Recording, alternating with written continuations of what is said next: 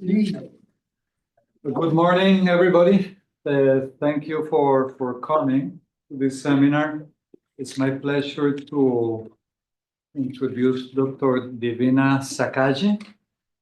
Davina is a prominent acarologist and entomologist from South Africa. I want to say primarily an acarologist. He worked with the Citrus Research International in South Africa. Her work is primarily in South Africa, but it has a broader scope, an international scope in Southern Africa. Before, she worked the Ministry of Agriculture, the Department of Agriculture in South Africa, mostly in biosecurity issues. He has a lot of knowledge and publications on biosecurity issues that happen to be very similar to mite and insect problems that we have here in Florida. So we have a lot of common interests, and she is collaborating with us and with a larger group from USDA and other folks from different countries on a group of mites that transmit viruses to citrus and to other crops. So particularly, she's helping with a revision of a group of mites in the taxonomy part. She's working with Aline and others here at Trek, and she's been with us this last week sharing information. I'm very grateful that you're going to present this seminar and share your expertise with us and the experience in South Africa. So thank you so much, and the floor is yours. Hey, thank you, Daniel. You'll see my title. When Daniel asked me to talk, I thought, what do I talk about? I have so many projects on the go. There's so many different things happening. And we were joking about it one day, and we went, it's like my ADD. Oh, look, a mite. And we thought, oh, that's actually how my research always goes. I find something interesting, I see what it does, and off I go on. And so I thought I'll title my presentation that, and I'll touch on a few different things I've done, a few of the more interesting cases, and walk you through all of that. So to start with, I am down there from South Africa. Okay. I'm situated right here in the very tip of the country in a beautiful town called Stellenbosch. CRI does cover sort of the entire Southern Africa up into Zambia already. See the kind of size we're talking about. We're definitely smaller than the States, but we're bigger than every European country. And we are considered one of the mega diverse countries. So we have 9 different biomes. It goes up in the north. We've got subtropical, then coming down to savanna. We've got a very high escarpment. So our internal cities are about 1,700 to 1,800 meters above sea level. So grassland in the middle, then we've got desert as well as semi-desert down the side here. Then tropical along the coastline, down to here. And then down here is a region called the fynbos, which is unique to the Western Cape. It is one of the biodiversity hotspots in the world. And that is luckily the very middle of where I live. It's a beautiful, beautiful area, a very good place to come and visit. With regard to citrus, citrus is grown in 3 fairly isolated areas. So there's some citrus here in the Western Cape. Where the citrus is grown here is a winter rainfall region. In summer, it gets very hot and very dry. The second part is about here. This is a summer rainfall region with mild climate, lots of winds close to the coast. Third one is up here in Nelspruit, which is our biggest citrus production area. Again, summer rainfall, and that's a subtropical climate. So incredibly hot all of the time. Okay, my career, like Daniel said, has really been in two parts. So I started working for the Department of Agriculture, got a longer name. And so I'll talk about a little bit of both, starting with my time in agriculture. And here I worked in biosecurity. So this is a nice picture of South Africa with all of our ports of entry. There's a very long land border, so there's many land ports of entry. And a bit like, I think, any country, we do have people that live on one side of the border and work on the other. So there's a lot of movement across land borders. Our seaports and airports are where most of the biosecurity is focused, and those are very tightly controlled. Land borders are more difficult because of the amount of movement that goes through. Including, here's an interesting little one, we have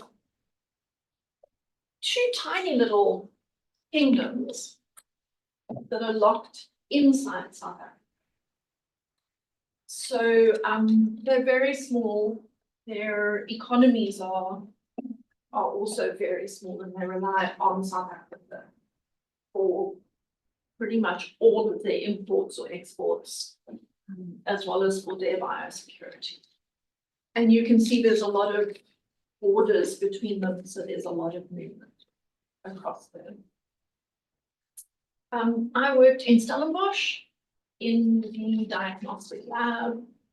I started with entomology, but within about 6 months to a year of being there, I found mites, and it was fun and fascinating, and that's where I've been ever since. So a few examples. Our first overcome mite moment actually came from inspection. So there I am, a bright young entomologist. And we were doing interception inspection, so inspecting imported fruit. And that gets very boring because there is so much, and you're sitting at a microscope all day. So if I remember correctly, it was Sadiq who is sitting here. He got bored enough that he started zooming in and playing around and looking. And what did he find? He zoomed in into this little space on the grape. And in there, we found europhiles. So this started a whole quest. Firstly, fresh fruit, so fresh grape berries, had not been considered a pathway for europhiles. So this opened up that whole can of worms. To make it more complicated, we assumed it would be Colomeris vetus, which is the grapevine bud mite or grapevine erinium mite. It has a worldwide distribution. It was not. It was Columera oculovetus, which is only known from Egypt. These grapes were not from Egypt. So of course that raised lots and lots of concerns, and we started thinking, now what? So to go back to the beginning a little bit, Colomeris vetus, the normal widespread one, has 3 different types or 3 different strains. They cause 3 symptoms. They cause a bud symptom, which is your normal shortening of internodes, distortion of the buds. There's an erinium type, which causes the blisters, and a leaf curl type, where the leaves just curl. For the last 100 years, it's been assumed that these three are three possibly different species. But they're just cryptic. We can't morphologically tell them. So our first thought was maybe Oculovetus, the Egyptian one. It was described from buds. Maybe this is actually the bud strain. And the Iranian strain is the normal Mites. So we started collecting in South Africa as well as wherever we could find elsewhere, specifically from different symptoms to try and match a morphology to a symptom. And this is where it got even more confusing. Because interceptions from multiple countries and from surveys in South Africa, we got a mix of Vetus, of Oculovetus, and of other things that looked similar but not quite the same. And nothing seemed to match. So after, sure, it must have been 5 or 6 years worth of work. And this is, of course, in between everything else, because you can't focus on only this. We turn to genetics. And genetics, because the person doing the genetics wasn't coming with our assumptions of the 3 strains, it showed us something completely different. Instead, we have 5 strains of grapevine bowmite. They are genetically distinct enough to be considered different species, but we don't know what the morphology is. But more interesting, all 3 strains were found in all 3 symptoms and very often in mixtures in the symptoms. So we can't link one strain to one symptom. So knowing that, we went back to the morphology. So now, instead of trying to match a morphology with a symptom, we simply kept our minds open and looked to see what there was. And we did then find that our genetic group G1, this 5-rayed and patterned encodium, are more associated with Erythia, but it's not exclusive.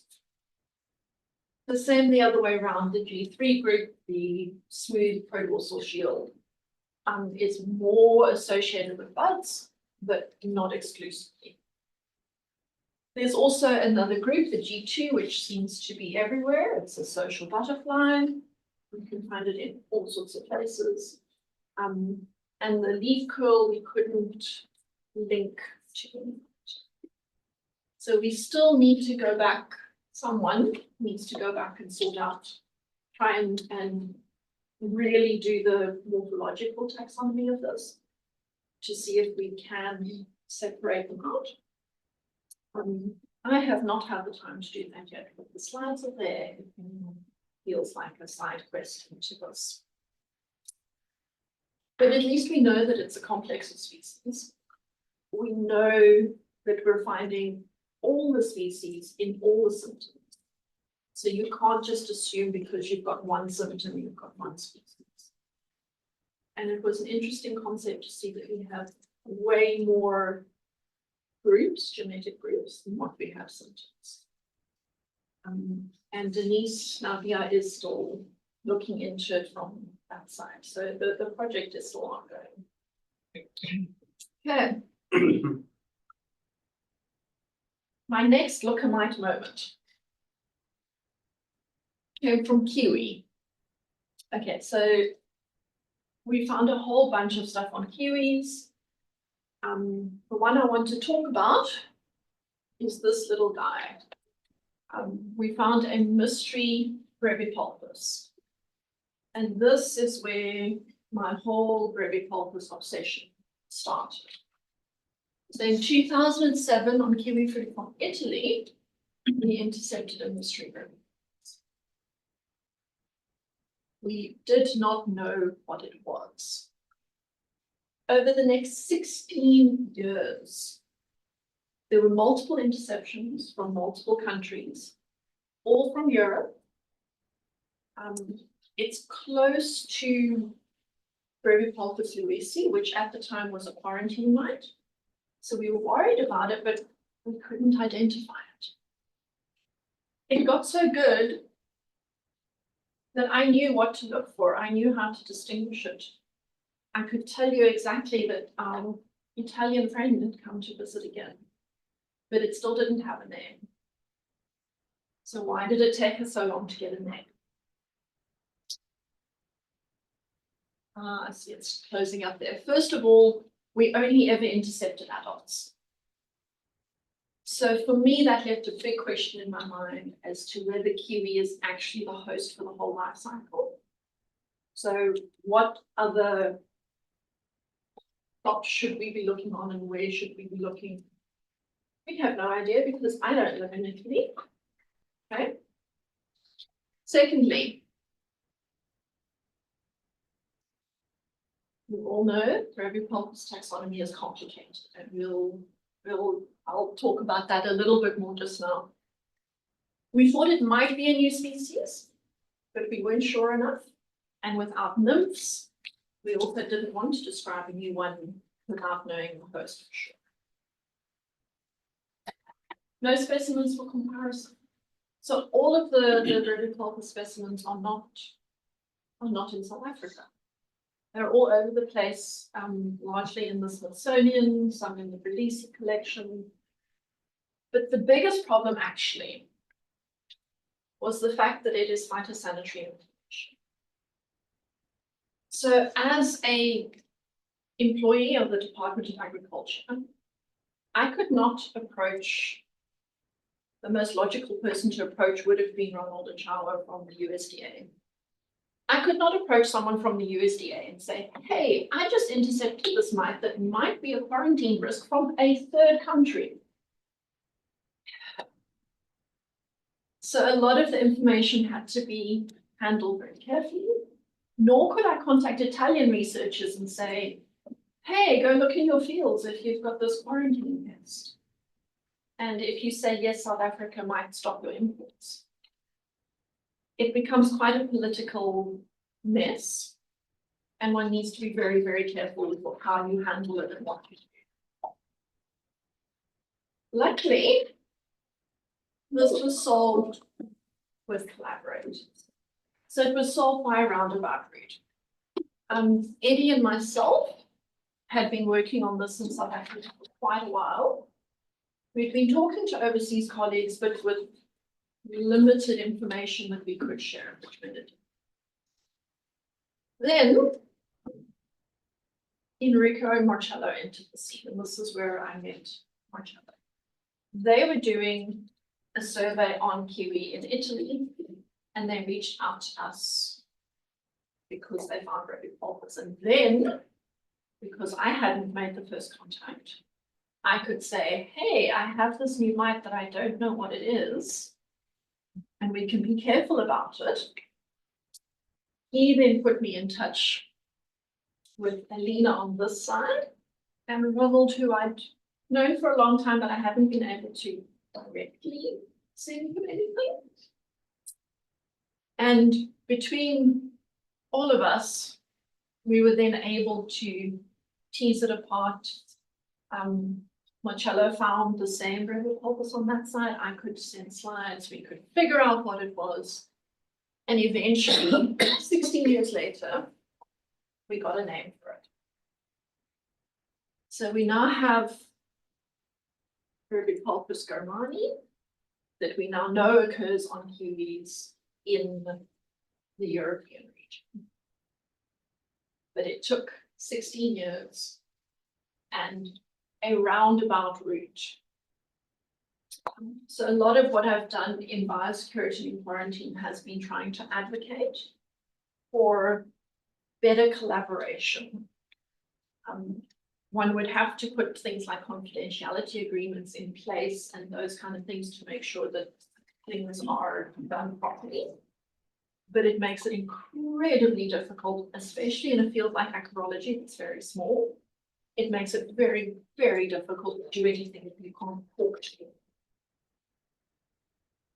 So collaboration on all scales is so incredibly important. so many things.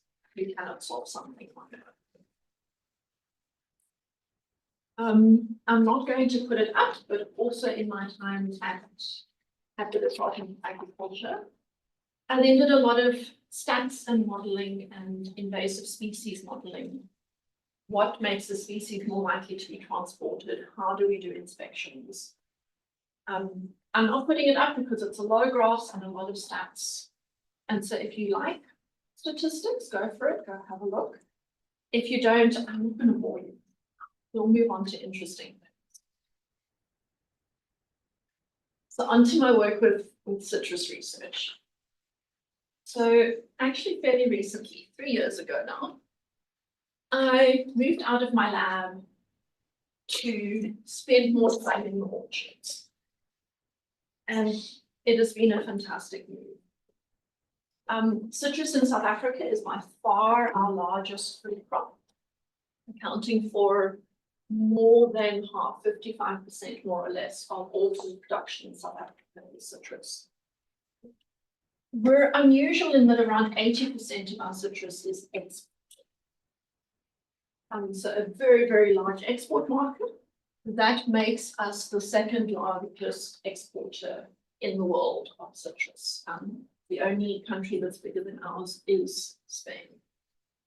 And around 2.7 million tons annually exported. The figures are phenomenal, actually. Because of this, of course, there's a lot of focus on citrus and a lot of research on citrus. And we also have an incredibly good research network around citrus, largely focused on our export crops, because that's what makes the money. So when I started with CRI, they asked me for, what projects I want to do on citrus. And I told them, well, Brevipalpus has some of them have just been revised, and I know there's a new revision on its way. I'll just take a really quick look at what we have in South Africa, like chop chop, quick, easy peasy, and we'll sort this out so I can tell you what we have. It was not easy. So the big problem with Brevipalpus on citrus is citrus leprosis. So we had an outbreak of citrus leprosis disease about 5 years ago, caused by a nucleotide of virus, completely unrelated to any of the citrus leprosis viruses in South America. Leprosis is quite devastating. It causes massive fruit drop and leaf drop. It's transmitted by Brevipalpus mites, but it's a whole complex. There's a number of viruses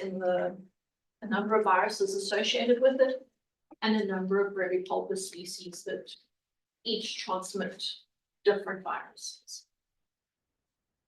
So I wanted to see which Brevipalpus we had in South Africa that could possibly be involved in transmission.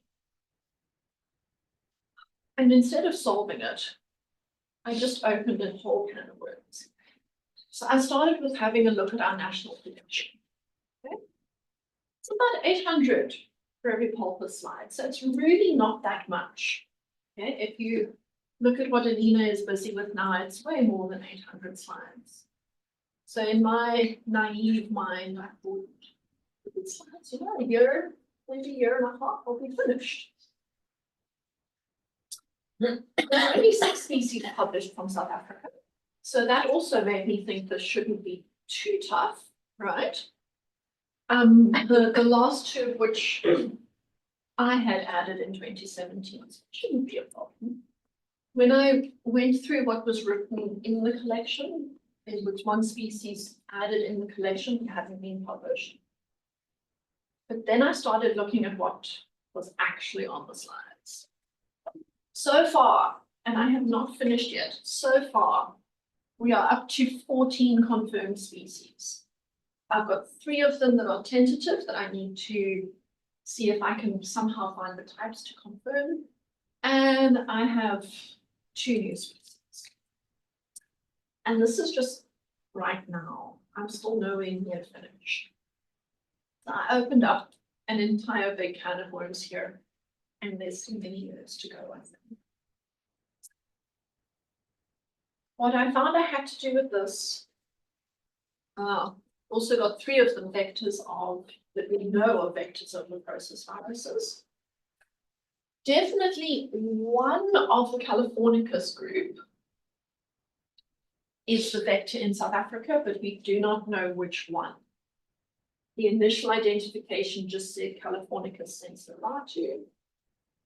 And at the time, they didn't realize it would end up being a complex. So I don't know what they did with the slides. I'm still trying to figure out where they sent the slides. They sent Alina some slides, but what they sent to her doesn't seem to be the same as what they sent to Eddie.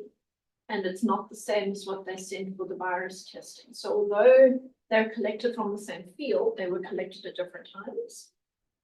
And I've recollected from that same field, and there's definitely a mixture of species in it.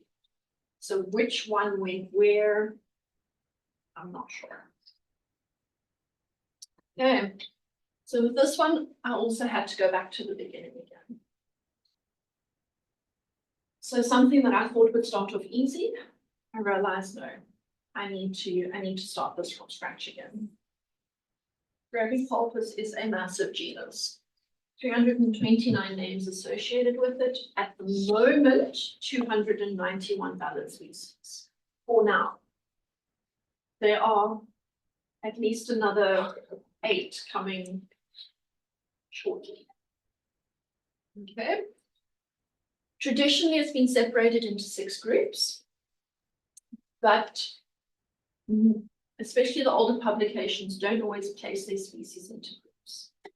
So it makes it difficult to compare to other things when you don't quite know what you should be comparing to. So the first thing I did was go back through all of the literature. Starting, the first one is 1875. Going back all the way, going through everything, trying to figure out what was where. I increased it to 10 groups, possibly 11, Alina and I just spoke about it this week. And placed every species that I could into a group. So there are only 3 species not placed in a group. And not placed because their descriptions are so bad that it doesn't even include basic characters, such as, is the CETA missing or not? Okay, so you've got to then know the state of the taxonomic literature. If the description is so bad that I can't tell if it has 1 or 2 CETA. But we're getting there. We've got a nice basis to work from now, and we're moving forward eventually. Okay. Then on to more citrus-focused stuff. This was an interesting one, and I'm sure that anyone who works with growers has the same experience. I get WhatsApp pictures of a mite that's running around here, and the picture's doing this, and they say to me, what mite is this? And I tell them it's a red one. So this started with a big complaint from farmers saying they can't control their spider mites. There are spider mites in the citrus, they are causing chaos, they can't control them. So in citrus, your urticaria actually makes this yellow, yellowing on the leaves rather than the normal stippling. And this was at harvest from one of the fruit bins that had a bad spider mite infestation. So really that fruit's unmanageable. So really big problem in South Africa, at least in the area I'm in, we've got 2 spider mite species that commonly occur on the citrus. So I started with the basics. We did surveys, we monitored we tried to see what the populations were doing in the season. We found other mites. So we found Mucius rubiculus, which is an indigenous phytocidal. It has been recorded there, mostly in other crops. So we weren't, before we started this, we didn't know how effective it would be in citrus, but we found a lot of them. They do really well. And once we found this guy, we realized we need to also look at the thrips, because the Mucius is a generalist predator, mostly on thrips and on spider mites. So the two are interconnected. You have to look at them both together. I need to mention here with the thrips, our Schizothrips aurantia, citrus thrips, is the one that causes the problems. It's a cosmetic damage with like a corkiness on the fruit. So it is just cosmetic, but because most of our fruit is exported, cosmetic damage is devastating. You cannot export a fruit that is not absolutely perfect. So thrips cause massive, massive losses in the industry. Frankinella occidentalis, western flower thrips, also occurs on citrus, but not at the right time to damage the fruit. So although it is there, it's not a citrus pest at all. But in the field, it's difficult to tell them. So growers just see thrips. They don't, sometimes they can tell which one, but you can't always, especially if it's immatures. You have no idea. So when we monitored through the season, we definitely did get a whole lot of spider mites. The spider mite peak fairly late in the season, towards the end of, for us late, the end of January. But if you look at the whole graph, okay, this graph showed us something absolutely wonderful. Here early in the season, so our growing season starts sort of October. Early in the season, you get a peak in thrips. But notice that your peak for western flower thrips is far higher than for citrus thrips. And western flower thrips are not a problem. But the grower can't always tell the difference. You get your peak in thrips, and just after that, a peak in your predatory mites. That makes sense. You've got a predator-prey relationship here. In this particular field, the farmer sprayed for thrips over here, decline in thrips, decline in your predators fairly soon afterwards. Okay. What happens the minute your predators decline?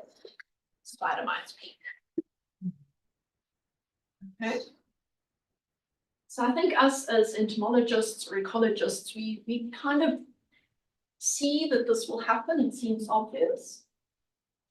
But the growers often don't see the connection. If I ask, if they say I have a spider mite problem and I ask, what have you sprayed? They say, we didn't spray any.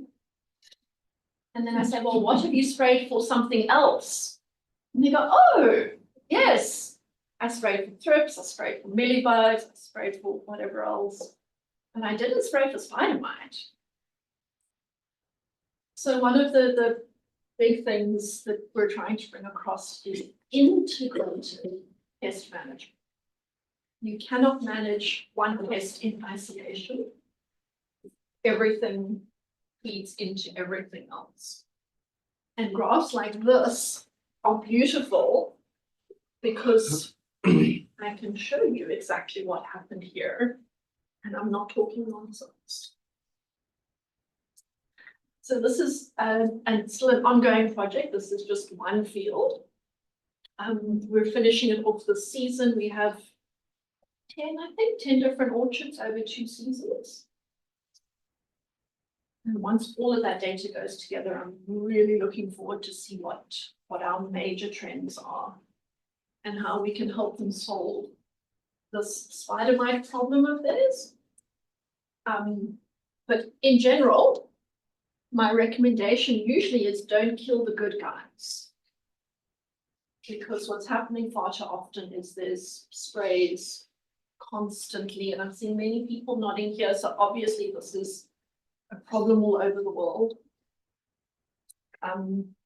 But with the good management practice, you really can control things far better than just simply spraying, and then you don't run your risk of developing resistance. Okay, so those are my major projects that I have worked on or I'm still working on. I still have many side projects. So I'm not going to go into them, but I'm just sort of putting them up there. We're starting a project to better monitor for citrus bud mite so that we can have faster response times and better thresholds. This is an ongoing project for the last 20 years. I'm still on the hunt for the original Tacarella. Tacarella ornata was described from citrus in South Africa, but it's quite rare. So I'm still on the hunt for that original one so that I can try and re-describe it and see what's going on there. Our commercial predatory mites in citrus. Here's another question. The growers tell me that if they release a predatory mite, it works. They do not have thrips problems and they do not have mite problems. But I have never recaptured any of those commercial products. So is it working, or is it just a perception that it's working? And if it is working, why is it working? Because if it's not being recaptured, I don't think it's a direct correlation. It might be indirect. What we've seen with other things is that if you release a biocontrol agent, the grower doesn't spray so much. And then the natural biocontrol agent is able to do its work. So the commercial one works in the sense that it stops the farmer spraying too much. Or the other option is maybe these commercial predators are just providing food for the natural. You know, maybe you're just feeding your nature. I have a lovely new indigenous Europhiid, a new species. It's associated with the midge, little midge larva inside the balls. But because it's not commercial and it's not citrus, I don't have the time or the funding to do anything with it. So that's a side project. And then our phoratic mites on Polyphagus shophole beetle that Stefan is working on, and he's pulled Mariella in and asked her lots and lots of questions. There was a lovely little side project where I sat in the Congress and I thought, hey, that sounds interesting. Came back to work and went, hey, I saw this really cool project.